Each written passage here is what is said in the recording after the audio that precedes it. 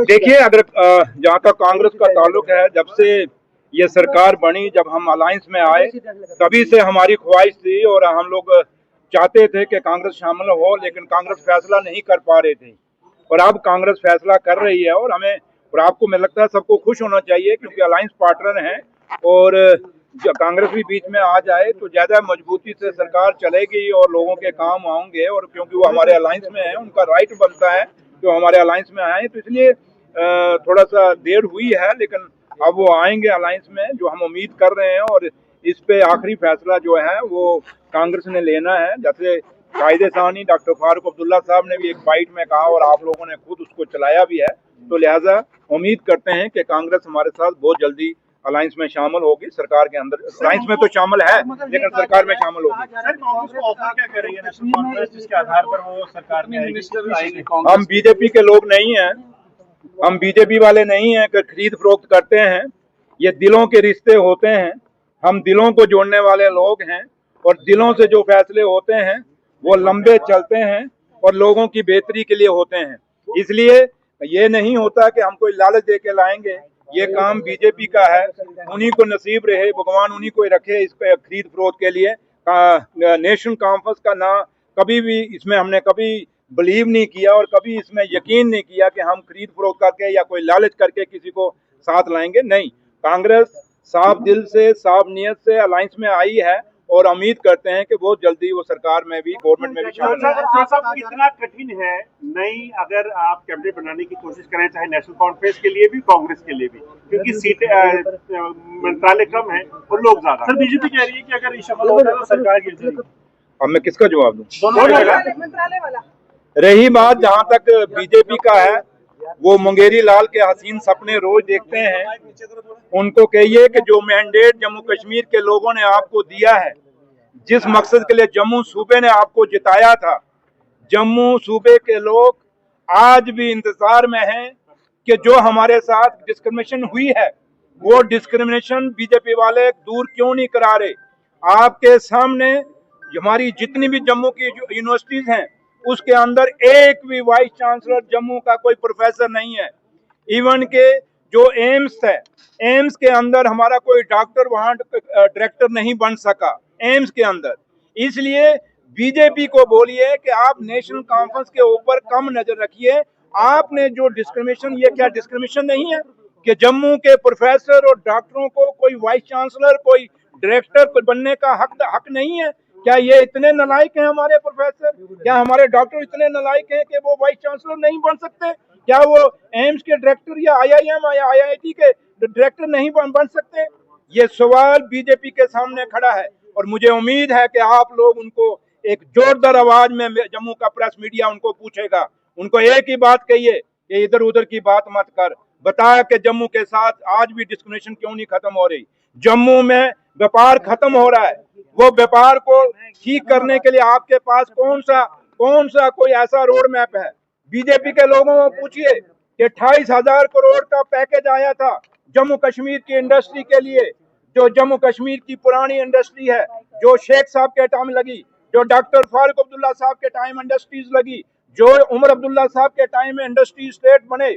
और खास कर जम्मू के अंदर आप चले जाइए, गंग्याल इंडस्ट्री स्टेट के अंदर, बड़ी ब्राह्मणा इंडस्ट्री स्टेट के अंदर, आप चले जाइए सांबे के इंडस्ट्री स्टेट के अंदर, आप कठुए के इंडस्ट्री स्टेट और बाकी जहां जहां भी हमारे इंडस्ट्री स्टेट हैं, जहाँ कश्मीर में है, जरा पूछ लीजिए क्या जम्मू कश्मीर की जो पुरानी इंडस्ट्री है उसको पैकेज में से कुछ मिला है?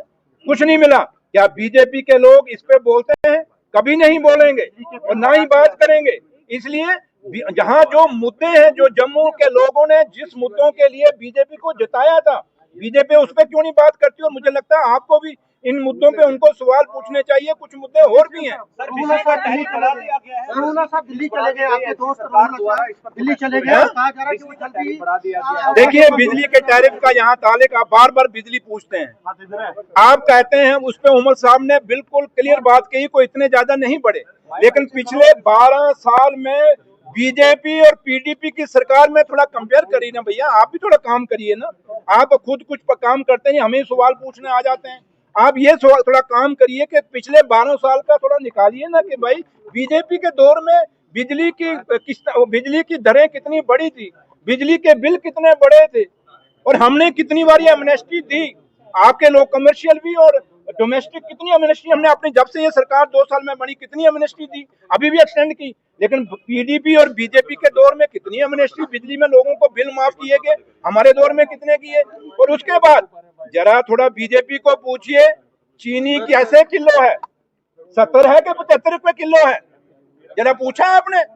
आप पूछ रहे हैं कि दालें कितने रुपए किलो हैं, आप पूछ रहे हैं सब्जी का रेट क्या है, प्याज का। सुनिए भैया, सवाल पूछोगे जवाब देने को तो क्यों लगे, पहले रुक तो जाओ, सब्र रखो। आप भी बीजेपी की तरह जल्दबाजी में रहते हो। अब आप मुझे बताएं कि प्याज का रेट क्या है। जब बीजेपी और पीडीपी से जो सरकार से पहले प्याज क्या था, और आज जब बीजेपी की सरकार, प्योरली बीजेपी की सरकार है इस देश में, क्या बीजेपी के लोगों को पूछो कि एक प्याज आम गरीब खाता है, एक दाल एक आम गरीब खाता है, एक आम जो बिजली तो बड़े बड़े लोगों को, जो आप बड़े बड़े अमीर लोग हैं वो बातें करें, लेकिन गरीब आदमी जिसका एक बल्ब जलता है, मुझे बताएं वो, उसको बेचारे को क्या पता कि बिल बढ़ा नहीं बढ़ा। उसको ये पता है कि मेरी चीनी जो मैंने चाय पीनी है, कईयों को चस्का होता है, जब तक चाय ना पिए सुबह नींद नहीं खुलती, उनके लिए चीनी का रेट बढ़। क्या आपने पूछा उनको? जरा ये सुनील शर्मा साहब को बिजली, प्याज, दालें, सब्जियां, इनका रेट पूछ लीजिए। यूनिवर्सिटियों के अंदर जो लोगों बच्चों की फीस बढ़ गई, थोड़ा इनको ये पूछ लीजिए सुनील शर्मा साहब को, जो लोगों जो आज हॉस्पिटलों में, सुनिए, जो हॉस्पिटलों में फीस बढ़ी थी, ये भी बीजेपी के दौर में बढ़ी थी, जरा उनको पूछ लीजिए। वो अपने पार्टी के लोगों के साथ बात करके हो सकता है कि नेशनल कॉन्फ्रेंस को टाटा बाय। इतने इम्पोर्टेंट इशू सब पूछ रहे हैं, बिजली की दरें क्यों बढ़ गई, महंगाई क्यों हो गई, बीजेपी जम्मू की डिस्क्रिमिनेशन क्यों नहीं दूर कर रही। आपका राहुल साहब पे जाके सुई खड़ी हो गई। डोला साहब क्या करेंगे, उनका अपना फैसला है। उसमें डॉक्टर साहब ने भी, मेरे लीडर कायदे सानी डॉक्टर फारूक अब्दुल्ला साहब ने भी कह दिया। मुझे नहीं लगता कि मुझे उस पर कोई बयान देना चाहिए, ये राहुल साहब का अपना पर्सनल फैसला होगा। और जहां तक मेरी पार्टी की लीडरशिप है, चाहे उमर साहब हैं या डॉक्टर फारूक अब्दुल्ला साहब हैं, उस पर तफसील से उन्होंने कहा हुआ है। और मुझे नहीं लगता कि मेरा इतना कद है कि मैं किसी पार्टी के मसले पे कुछ बात रखूं, मेरा नहीं बनता। एक सवाल धारा 370 को लेकर सवाल है, धारा 370 को लेकर आप सवाल है, आपको लगता है कि जब तक प्राइम मिनिस्टर नरेंद्र मोदी है तब तक धारा 370 वापस आ सकती है? स्टेट भी लेंगे, 370 भी लेंगे, स्पेशल स्टेटस भी लेंगे, हमारे बच्चों की नौकरियां, हमारे गरीबों की जमीनें बाहर के लोगों को नहीं लेने देंगे। ये वादा बीजेपी ने किया था, अगर आपको याद होगा। पार्लियामेंट में कहा गया कि जम्मू कश्मीर के रोजगार बाहर के लोगों को नहीं लेने देंगे, जम्मू कश्मीर के लोगों के जमीनों को बाहर के लोगों को नहीं लेने देंगे। इसलिए जितनी हमारी जिम्मेवारी है स्पेशल स्टेटस के लिए और स्टेटहुड के लिए, उससे दुगनी जिम्मेवारी बीजेपी के लोगों को है। अब बीजेपी के लोग क्या करते हैं, क्या जम्मू कश्मीर के लोगों को धोखा देते हैं या इंसाफ करते हैं, ये फैसला उन पे है। 2029 में लोग जरूर बीजेपी को जवाब देंगे। अब जम्मू के लोग भी इनकी बातों से तंग आ जाएंगे।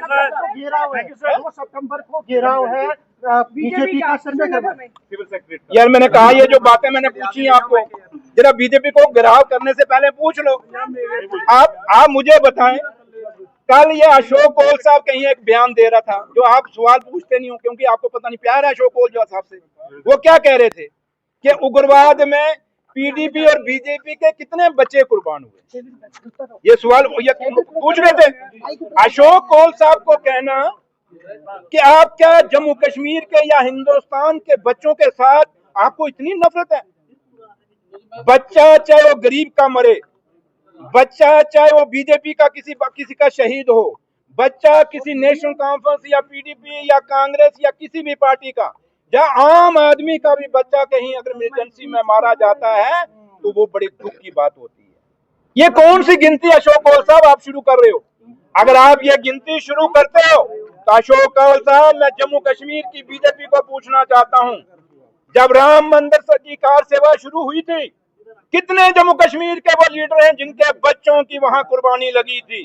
कितने लीडर थे बीजेपी के जिन्होंने अपने बच्चे वहां कार सेवा के लिए भेजे थे? वहां मुझे याद है, आज भी मैं उसमें कॉलेज में पढ़ता था, छोटे छोटे बच्चे आम घरों से जम्मू कश्मीर से गए थे। किसी भी बीजेपी के किसी भी लीडर का बच्चा वहां जाके नहीं गया था, या वहां शहीद नहीं हुआ था या कुर्बान नहीं हुआ था। इसलिए ये बातें करनी, ये बातें बीजेपी को कहिए करनी बंद कर दीजिए। बच्चों की कुर्बानियों की, शहादतों की हिसाब लेना बंद कर दीजिए। बीजेपी वालों, जम्मू को जवाब दे दो कि जम्मू के साथ आप क्या कर रहे हो और जम्मू कश्मीर के लोगों के साथ क्या कर रहे हो। ये खाली उन लोगों को उलझाने की और लोगों को भड़काने की और लोगों को गुमराह करने की सियासत मत करिए, मुद्दों पे बात करिए। 2 तारीख अगर आप आ रहे हैं सेक्रेटरीट में, तो मैं उनको पूछता हूँ, बताओ बेरोजगारी 12 साल में कितनी पोस्टें, जितनी पोस्टें वैकेंट हुई किसी भी डिपार्टमेंट में, एक डाटा आप लोग भी निकाल लीजिए, पूछिए आपने क्यों नहीं फिल की। उनको पूछ लीजिए, ये एसपीओ, ये होमगार्ड, ये आपके डेली वेजर, ये जो आपके एनवाईसी या जितने भी लोग जो डेली वेजर्स हैं या दूसरे लोग जो हॉर्टिकल्चर, एग्रीकल्चर, पीडब्ल्यूडी, जितने भी डेली वेजर लगे थे 12 साल में उन्होंने रेगुलाइज क्यों नहीं किए, क्यों नहीं पक्के किए। वो बेरोजगारी की बात करते हैं, उनको पूछिए, आपने वादा किया था कि 2 करोड़ रोजगार देंगे, तो पूरे देश में जम्मू कश्मीर का उस 2 करोड़ में जो हिस्सेदारी बनती थी उसमें से कितने आपने लगा दिए। उन्होंने कहा था 15 लाख रुपया हम लोगों के खातों में डालेंगे।